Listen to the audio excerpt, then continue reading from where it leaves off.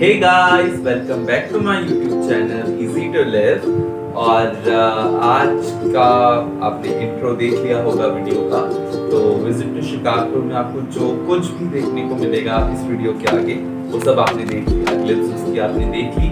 तो बस एक छोटी सी चीज़ मुझे बोलनी है कि आई नो कि काफ़ी विजिटिंग पॉइंट्स और हैं और काफ़ी और स्ट्रीट फूड्स हैं शिकारपुर के जो कहीं ना कहीं मिस हो गए हैं मुझसे।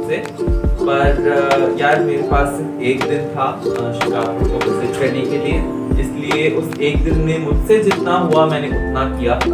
एंड बस एक वीडियो तैयार है, तो आई होप कि आपको पसंद आएगा। और जितना मैंने शूट किया है I think that is enough for the video.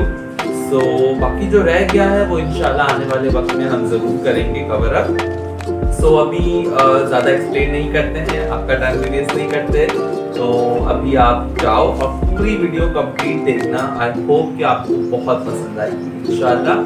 सो बस जाओ वीडियो देखो। Shikarpur is very much famous for three things. Number 1, the history and the old heritage buildings. Just take a look to this clock tower which is located at the center of the market. Number 2, homemade achar. The achar of Shikarpur is very much famous in all over the world. Because these are homemade, that's why these are flavorful.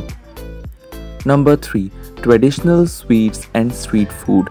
Just like this authentic and traditional kulfa faluda, which is very much famous street food of Shikarpur.